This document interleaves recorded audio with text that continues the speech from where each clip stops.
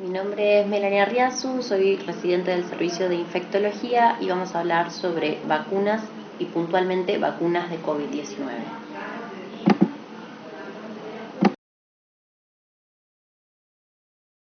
Bueno, acá podemos ver un informe epidemiológico de lo que pasa en la Argentina. Esto se publica en la página del Ministerio de Salud de la Nación, es información abierta al público, es información dinámica que se va modificando día a día. Esta es una foto de la actualización del 24 de julio.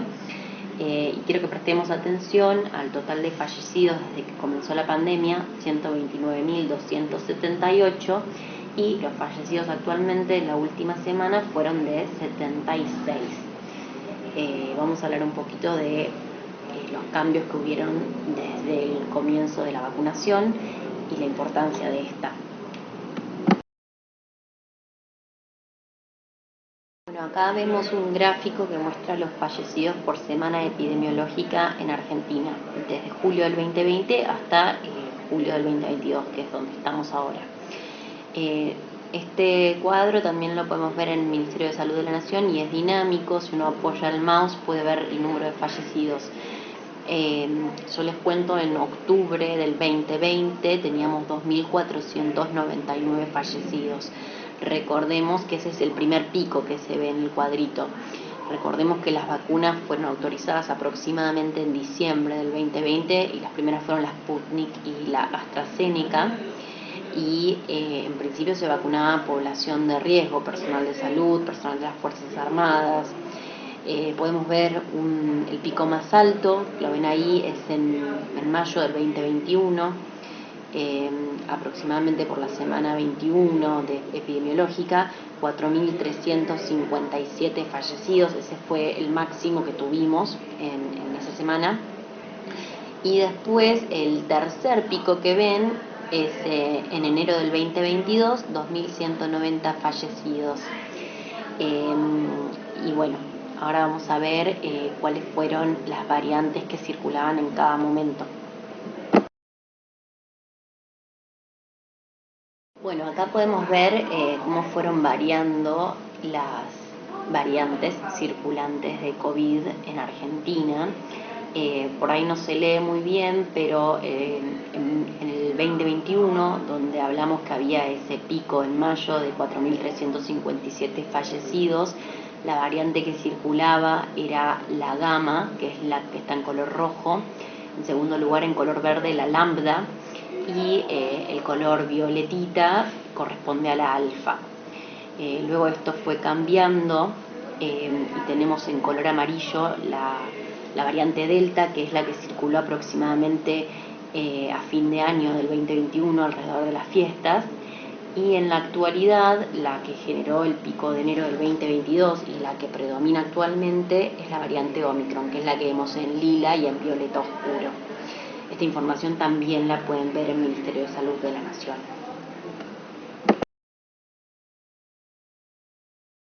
Voy a intentar explicar un poquito a qué nos referimos con variantes. Bueno, dentro de cada virus pueden haber mutaciones. Las mutaciones son cambios únicos en el genoma del virus. Estas pueden o no generar un cambio en el comportamiento del mismo. Ocurren con frecuencia en cada replicación viral y solo a veces modifican las características del virus. Luego hablamos de linaje o variante cuando una o más mutaciones en el genoma viral que generan una modificación en las características del virus. Esto sí va a generar, por ejemplo, la variante Delta, la variante Omicron, entre otras. Puede suceder lo que es la recombinación, que es que cuando un mismo individuo, hablamos de individuo cuando se trata de virus COVID, porque en otros virus puede darse en animales, por ejemplo, pero cuando se infecta con distintas variantes de un mismo virus y estas se replican en el citoplasma viral, el citoplasma celular, pueden haber intercambio de información genética entre las dos variantes y generar una nueva variante. Entonces es cuando hay infección por dos virus con genoma distinto de una misma persona, en la célula de estos se puede intercambiar información genética entre sí y generar una nueva variante, que es lo que acabo de explicar. Y finalmente, una cepa es un comportamiento totalmente diferente del virus con respecto al original. desde el comienzo de la pandemia no han habido nuevas cepas. Hablamos de cepas cuando cambia tanto el virus de tal manera que pasa a ser un virus totalmente diferente. Y esto sería, por ejemplo, el SARS, el MERS o el SARS-CoV-2. Y obviamente constantemente hay pequeñas mutaciones, pero no a todas le tenemos que dar importancia. La OMS sacó dos clasificaciones en principio de la pandemia, que unas eran las variantes de interés y otras eran las variantes de preocupación. Y más adelante la CDC agregó variantes de bajo monitoreo y variantes con grandes consecuencias, que de esas no vamos a mencionarlas ahora porque no aparecieron, digamos, todavía. Bueno, las variantes de interés son aquellas que generan una modificación en el genoma que se supone que afectará las características del virus, pero que no hay evidencia de que esto suceda. Que pueden cambiar la transmisibilidad, la respuesta al tratamiento, pueden hacerlo más grave, pueden darle capacidades para eludir el sistema inmune o generar dificultad en su detección, pero esto no está sucediendo.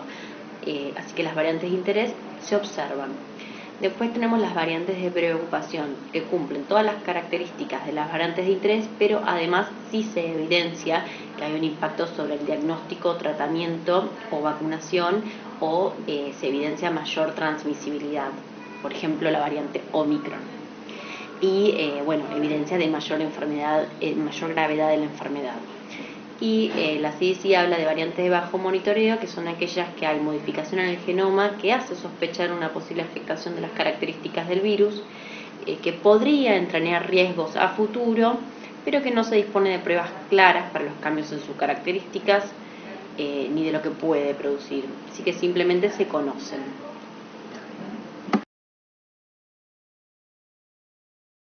A continuación vamos a hablar de las plataformas de vacunas utilizadas en el COVID-19 y el tipo de vacunas con las que contamos en el país.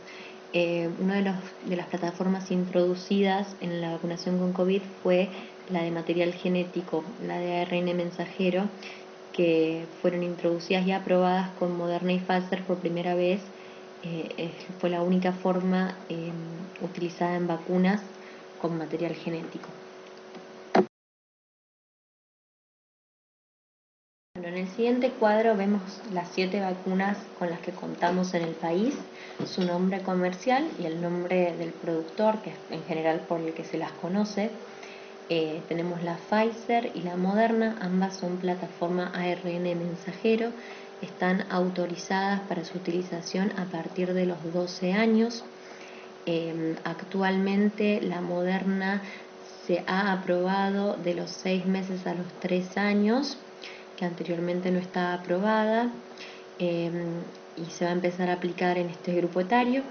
Esto es algo dinámico, como sabrán, porque son vacunas muy nuevas y recién están siendo testeadas, y una vez que los ensayos clínicos muestran resultados favorecedores, se empiezan a aprobar. La Sputnik V, que fue la primera que salió en el mercado, o la Oxford AstraZeneca. Tenemos la Covishield y la CanSino o Convidencia, todas son vector viral no replicativo. En el caso de la Sputnik V tiene 2 componentes. La primera dosis se trata de un adenovirus distinto al adenovirus utilizado en la segunda dosis.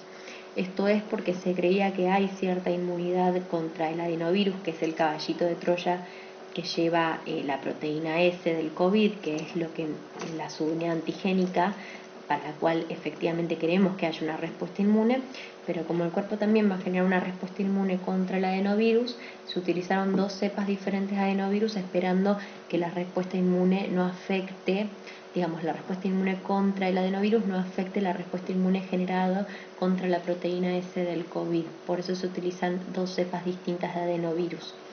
En el caso de la AstraZeneca Covishield, se utiliza un adenovirus de chimpancé. Y estos tienen indicación a partir de los 18 años. Y luego la Sinopharm es un virus vivo inactivo y ya tiene indicación a partir de los 3 años. Se cree que la respuesta inmune es menor, aproximadamente de un 70%, y que disminuye con el tiempo. Por lo tanto, en estos casos, como vamos a hablar más adelante, una vacunación, un esquema primario de vacunación sería de 3 dosis. Eso vamos a hablar en las siguientes filminas. Bueno, y un esquema inicial puede ser de 2 dosis o de 3 dosis. ¿De qué depende de esto? Lo vamos a hablar en las siguientes filminas. Pero es importante saber que hay esquemas iniciales de 3 dosis y eso hace que tu esquema sea completo. El de 2 dosis, entre la primera y segunda hay que esperar entre 4 a 8 semanas y luego de 2 semanas se considera completo. Luego de 2 semanas de la segunda dosis se considera una respuesta inmune completa. Y en el de 3 dosis, entre la primera y segunda dosis se espera entre 4 y 8 semanas, entre la segunda y tercera entre 4 y 8 semanas y 2 semanas después de la última aplicación se considera un esquema completo.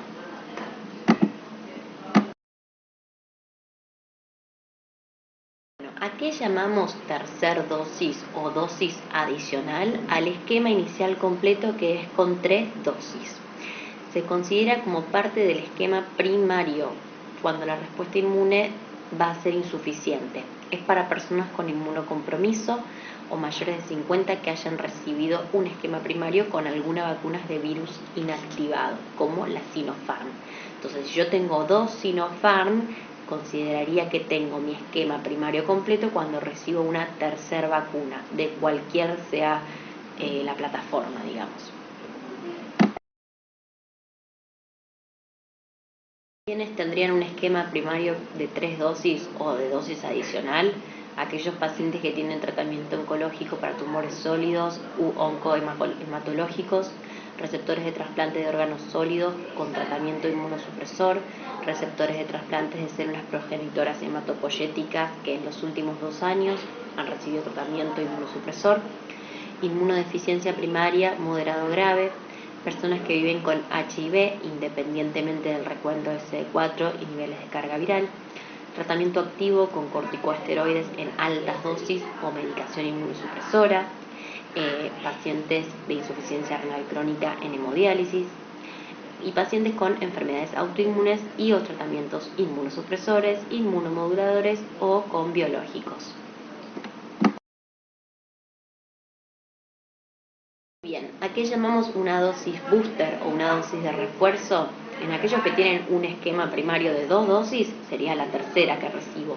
En aquellos que tienen un esquema primario de 3 dosis, sería la cuarta que recibo. Es la administración de una dosis de la vacuna luego de un esquema primario con respuesta inmune suficiente. Se tiene en cuenta porque puede haber una disminución de la respuesta inmune por el pasaje del tiempo. Y se recomienda darla a los 4 meses de haber completado el esquema inicial y a partir de los 12 años de edad.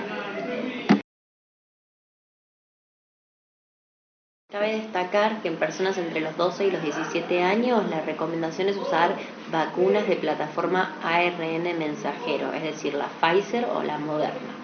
En mayores de 18 años y más, cualquier plataforma se recomienda.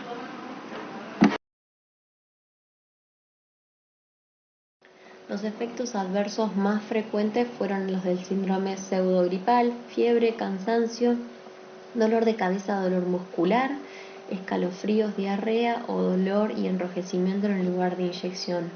En general, estos efectos no duran más de 48 o 72 horas y se tratan con AINES o, en caso de dolor, medidas físicas como la aplicación del frío.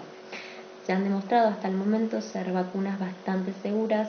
Los efectos adversos graves son infrecuentes y entre ellos se puede encontrar el Guillain-Barré. Se ha desestimado la aparición de trombosis venosa profunda en el caso de la AstraZeneca, es decir, si bien hay un porcentaje mínimo que lo puede generar, esto está relacionado con la presencia de otros factores de riesgo, como que sean mujeres que consumen anticonceptivos o que tienen trastornos de la coagulación de base, y el porcentaje o el riesgo de generar una trombosis venosa profunda generado por la enfermedad COVID es mayor al porcentaje de generarlo por la vacunación. Es decir, que si uno enferma de COVID y no está vacunado, tiene un porcentaje más alto de formar una trombosis venosa profunda porque la enfermedad per se es procoaguladora o procoagulante, perdón. Entonces, bueno, esto para desmitificar un poquito el tema de la AstraZeneca con la trombosis venosa profunda.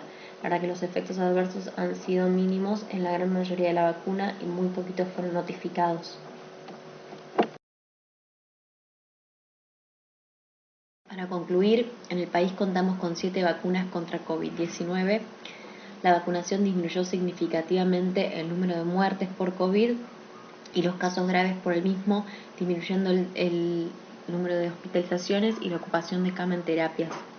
Se espera una disminución de la inmunidad con el paso del tiempo, por lo que se requiere de dosis booster. El esquema primario puede estar compuesto por 2 o por 3 dosis de acuerdo a la población y al tipo de vacuna utilizada, y son vacunas que hasta el momento han demostrado ser seguras y efectivas, que aún están en constante evaluación.